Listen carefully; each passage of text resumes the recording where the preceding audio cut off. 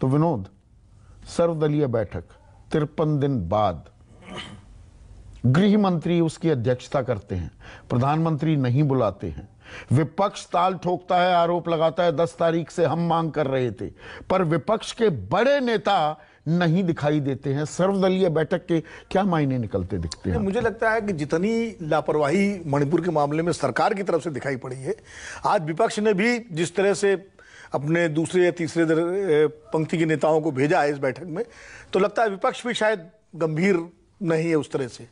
कायदे से आज की बैठक में तो शरद पवार जी को होना चाहिए था, तेजस्वी यादव को होना चाहिए था, नीतीश जी को होना चाहिए था, अखिलेश यादव को होना चाहिए था, कांग्रेस पार्टी से मल्लिकार्जुन खड़गे साहब होते, तब मतलब बैठक का कोई मतलब होता। पर विपक्ष पलटकर ये क्यों नहीं कहेगा प्रधानमंत्री तो है नहीं तो वो विदेश में हैं, उनसे हम मांग कर रहे थे, वहां उनकी अध्यक्षता में बैठक नहीं होगी, आप इसको लो प्रायोरिटी मानेंगे तो हम भी उसी में जवाब देंगे, उसी तरह का जवाब देंगे। नहीं, सवाल ये है कि आपको मणिपुर की चिंता है या सरकार किस तरह कर रही है।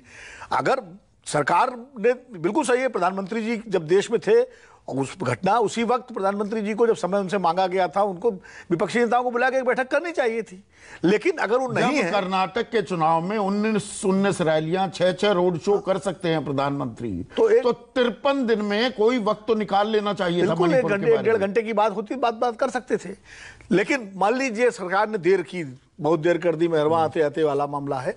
अगर गृह मंत्री भी बुला रहे हैं तो कम से कम विपक्ष को तो अपनी तरफ से जाना चाहिए था। और बल्कि मैं तो कहता हूं कि अगर ये बड़े नेता होते तो शायद ज्यादा सरकार पर दबाव बनता कि भाई प्रतिनिधिमंडल भेजिए सर्वदलीय, जो भी विपक्ष अपने सुझाव देता उनको मानने का ज्यादा नहीं। अब जो खबर आ रही है कि भाई एक प्रतिनिधिमंडल अब मणिपुर जाएगा, पर उसमें भी कौन कौन सदस्य शिरकत करेंगे, कौन वो चेहरे होंगे, ये भी अपने आप में एक अहम सवाल हो जाता है। बिल्कुल, एक औपचारिक प्रतिनिधिमंडल होगा कि आपने एक सांसद भेज दिया, आप चला गया, या क्योंकि मणिपुर की जो हालत है वहां जिस तरह लोगों का एक दूसरे से विश्वास टूट गया है, भरोसा टूट गया है, कुकीज और मैतीस के बीच में ऐसा लग रहा है जैसे 2 देशों का संघर्ष हो रहा हो।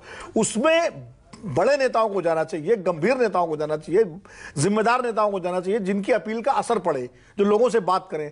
और सबसे पहली बात है कि केंद्र को वहां पर अपने हाथ में सारे सूत्र लेने पड़ेंगे, क्योंकि अब राज्य सरकार पर न मैतीस को भरोसा है न कुकीज को भरोसा है। जब भरोसा टूट जाता है राज्य पुलिस पर, राज्य प्रशासन पर, तो स्थिति केंद्र को ही संभालनी पड़ती है। 1993 का उदाहरण आपके सामने है। नरसिम्हा राव प्रधानमंत्री थे, दोरेन्द्र सिंह की सरकार थी, कांग्रेस की सरकार थी, कांग्रेस की केंद्र में सरकार थी, और जब मणिपुर में हालत बिगड़ने लगी, वहां पर तब कुकीज और मैतीस का संघर्ष हुआ था, उसको बर्खास्त कर दिया था। 2001 में 6वें दिन ही एक सर्वदलीय बैठक बुला ली गई थी, फिर एक और बैठक बुलाई गई थी। बिल्कुल, तो ये उदाहरण है अतीत के हमारे सामने, जब मणिपुर में या पूर्वोत्तर को लेकर, देखिए संवेदनशील राज्य है, म्यांमार बगल में, म्यांमार मतलब चीन का आप ये मान सकते हैं प्रभाव क्षेत्र है, एक्सटेंशन के कुछ भी कहिए, वहां का जिस तरह का शासन है, और उसके बाद ड्रग ट्रेड का, कार्टेल का वहां एक अलग रैकेट है, वो सब मिलाकर के समस्या इतनी जटिल और संवेदनशील है कि इतनी देर क्यों हो रही है, ये मेरी समझ से परे है। अभी भी कोई रोड मैप आपको निकलता दिखा है? रोड मैप अगर निकलता दिखा होता तो आज बाकायदा एक ज्वाइंट स्टेटमेंट जारी होना चाहिए था। बैठक हो गई, उसके बाद कोई प्रेस कॉन्फ्रेंस भी नहीं की गई। प्रेस कॉन्फ्रेंस नहीं, कोई ज्वाइंट स्टेटमेंट नहीं। भाई टिक टैक कर रहे हैं, कोई बयान दे रहे हैं, एएनआई को आप अपना बयान दे रहे हैं, विपक्ष के नेता बाहर निकलकर, अरे भाई क्या तय पाया?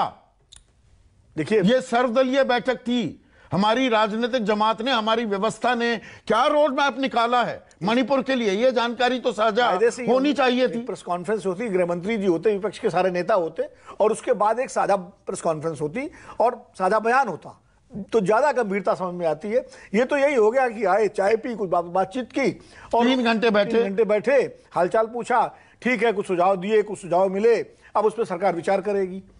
तो मुझे नहीं लगता जितनी समस्या गंभीर है उतनी गंभीरता से हमारे राजनीतिक दल एक्ट कर रहे हैं। नहीं, जितनी गंभीर है उतना ही हल्का तरीके से इसका हल और इलाज ढूंढने की कोशिश की जा रही है।